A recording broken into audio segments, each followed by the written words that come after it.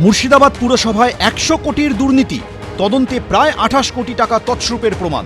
এমনই বিস্ফোরক দাবি করে তৃণমূল পরিচালিত মুর্শিদাবাদ পুরসভার প্রাক্তন চেয়ারম্যানের বিরুদ্ধে থানায় অভিযোগ করলেন বর্তমান চেয়ারম্যান। মুর্শিদাবাদ পুরসভায় দুর্নীতির অভিযোগ তুলে গত বছর জানুয়ারিতে হাইকোর্টে দ্বারস্থ হন বিজেপি থেকে তৃণমূলে যোগ দেওয়া কাউন্সিলর প্রসেনজিৎ মণ্ডল। চেয়ারম্যানের দাবি, সেই মামলায় ডিরেক্টর অফ লোকাল বডিজ বা ডিএলবিকে পুরো আইন অনুযায়ী পদক্ষেপের নির্দেশ দেয় আদালত। তদন্তে উঠে আসে 2012 থেকে 2022 সালের মধ্যে মুর্শিদাবাদ পুরসভায় প্রায় 28 কোটি টাকার দুর্নীতি হয়েছে। এরপরই পুরসভার 5 কর্মীকে সাসপেন্ড করা হয়। এবার মুর্শিদাবাদ পুরসভার প্রাক্তন চেয়ারম্যান বিপ্লব চক্রবর্তী, একাধিক পুরকর্মী ও ঠিকাদার সহ 12 জনের বিরুদ্ধে থানায় অভিযোগ করলেন বর্তমান চেয়ারম্যান।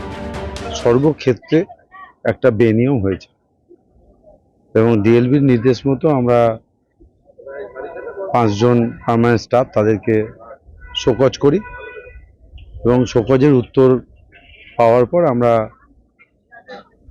পৌরসভার বোর্ড অফ কাউন্সিলর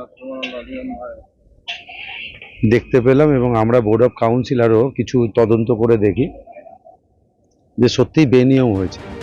2015 থেকে 2020 সাল পর্যন্ত মুর্শিদাবাদ পুরসভার চেয়ারম্যান ছিলেন বিপ্লব চক্রবর্তী। ওই সময়ের মধ্যেই পুরসভায় বিভিন্ন প্রকল্পে দুর্নীতি হয়েছে বলে অভিযোগ। তৃণমূল দল তো এতদিন কি করতো, কংগ্রেস সিপিএম কে খতম করো, দখল করো, লুট করো। এখন তা সে জায়গা নেই, কিন্তু তাদেরকে তো কিছু করতে হবে। সেটা কি? নিজেদের মধ্যে মারামারি করো। গোটা বাংলা জুড়ে তৃণমূল দলের অন্তর্দ্বন্দ্ব শুরু হয়েছে। আগামী দিনে তার প্রকট থেকে প্রকটতর হবে। সবটাই দুর্নীতির টাকা। আজকে এই দুর্নীতির তদন্ত করছে কারা? তৃণমূলের এক গোষ্ঠী আর এক গোষ্ঠীর বিরুদ্ধে। আমরা এটাই চাইবো যে আগামী দিন এই মুর্শিদাবাদ পৌরসভায় যারা যারা দুর্নীতির সঙ্গে যুক্ত তাদের প্রত্যেককে দৃষ্টান্তমূলক শাস্তি দেওয়া হোক। গ্রিন সিটি প্রকল্পের টাকা এখানে তছরূপ হয়েছে, আবাসের টাকা তছরূপ হয়েছে। খোদ তৃণমূলের পুরো চেয়ারম্যান থানায় অভিযোগ জানালেও কার্যত অভিযুক্তের পাশে দাঁড়িয়েছেন তৃণমূল সাংসদ। এটা প্রশাসনিক ব্যাপার, তদন্ত হচ্ছে, সাবজুডিস ম্যাটার, এটা নিয়ে কিছু বলতে চাই না। পুলিশ তদন্ত করে যে কি আছে সেটা দেখবে, দেখে যেটা ব্যবস্থা হয় সেটা ব্যবস্থা নেবে। না না না, এখনো কিছু প্রমাণই হয়নি, দল থেকে কিসের জন্য ব্যবস্থা নেবে? বিপ্লব চক্রবর্তীকে বারবার ফোন করা হলেও ফোন সুইচ অফ ছিল। বাড়িতেও খোঁজ মেলেনি প্রাক্তন পুরো চেয়ারম্যানের। রাজীব চৌধুরী, এবিপি আনন্দ, মুর্শিদাবাদ।